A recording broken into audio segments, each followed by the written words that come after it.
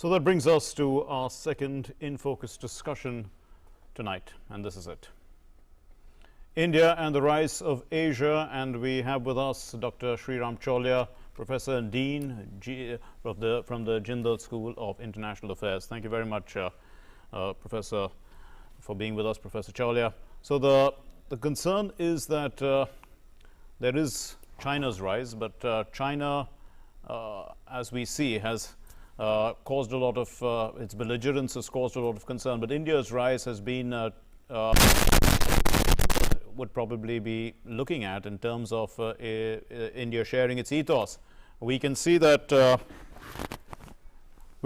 India is contributing now to global supply chains, multinational corporations, geopolitics, and geobusiness. How do you see this, going forward? Definitely, Mark. I think compared to China, whose rise has caused a lot of fear and loathing around the world and insecurity, India's rise is going to be much more responsible and towards the planet, towards our neighbors, towards our region in the Indo-Pacific, a non-belligerent and a non-threatening rise. And what we are doing in the process is, like Prime Minister was saying, we create opportunities for others.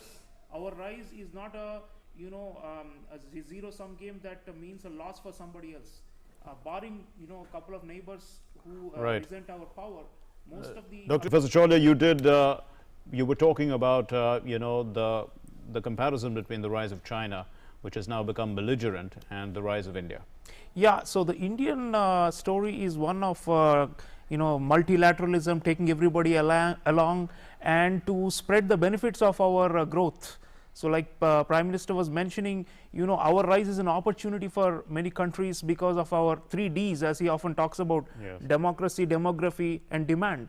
So I think in the post-COVID order, what we are trying to do is supply chains are, we want to make them more resilient, less dependent on China, less centric on China, because then you can be held to blackmail like we saw last year during the peak of the pandemic. So the world is concerned about it. There is a China +1 strategy. Many countries want to diversify their investments away from China, and I think we are making a concerted push that this is a big window of opportunity to attract some of that investment into our country for our domestic economic growth, but also, like I said, to make smaller countries in the region feel more assured that there is some balance of power. Because if India gets stronger, it means that there is, there are alternatives to China. I think that's the big lesson that we are seeing from this post-pandemic transition, where India really is being looked upon by Western countries and also by countries in the Asia Pacific and in the Indo-Pacific and beyond as an opportunity. But if we look at the West, we see that the US and Europe are to some extent declining in their importance, and there is a rise in Asia.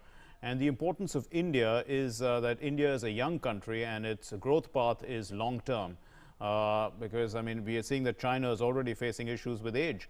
So we have a certain aspect which we probably have not capitalized too much on in terms of our demography. Yeah, like this former Australian Prime Minister was saying, probably China is already peaking. It cannot go any further. It's already extracted all its human and natural resources, and that's why they have excess capacity now. That's why they do Belt and Road and all these heavy global, going out strategy. So India, on the other hand, our resources are not yet tapped to the highest level. So I think our peak is going to come, in another 15-20 years. So our best time is ahead.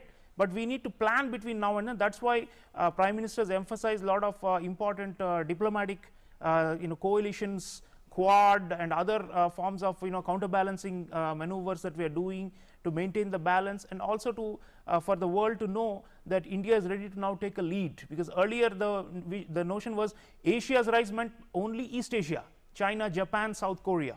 And maybe ASEAN countries to a lesser extent, Asian tigers. Now India is like the last to leap forward after all these countries did, but better late than never. What has happened last 7 years, the record inflows of FDI, the confidence the world is showing about doing business in India, the military interoperability and other partnerships we are doing with like-minded countries, all these show that India is now ready to step up to the plate and take up that mantle.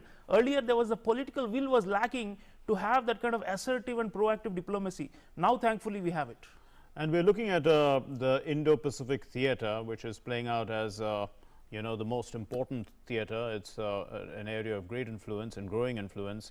And what do you see? India is vital to this area geographically, But based on India's response as a first responder to COVID, one can see, and now post-COVID, India, you know, in a sense, first off the blocks, because we're going to be, you know, vaccinating such a large population at such a rapid pace. So this is all showing that, you know, I mean, India has some first mover advantages. Yeah, and our vaccine capacity is not only for our domestic needs. We are going to resume helping the rest of the world, especially our Indo-Pacific neighbors, and the world is appreciating the fact Vaccine Maitri was a success, and the phase 2 of it is also going to be a big success. The world is looking up to us as a provider of solutions. We always say we are a net provider of security and of prosperity and well-being in the whole region. Prime Minister's vision of Sagar is, you know, security and growth for all in the region, and that is Indo-Pacific. I think Indo-Pacific needs India, our Navy, our Air Force, our military power projection, but also our softer forms of capacities need to be spread out in the region, so people benefit from it. I mean, India is, like we said, is a market, but also capable of helping with services growth in the region, and with also shoring up weaker countries that are facing threats to their sovereignty through debt trap and other mechanisms. I mean, now we are part of the Quad infrastructure initiative. The whole region, Indo-Pacific, needs trillions of dollars of infrastructure. We may not have the finances, but we have got the human resources and the capacity to join hands with other partners and build it in this region so that it becomes resilient. So that's what trust. India is a trustworthy rising power, is not a feared you know, a superpower or a great power. So as a middle power that is rising, there is a window of opportunity where we are seen not with suspicion or with fear, but welcomed. So I think this is the opportunity where we can peak in the next 15 years, become a great power by utilizing this red carpet that the world is laying out for us. We leave it there. Thank you very much, Dr. Sriram Cholia, for being with us and enlightening us on this interesting subject.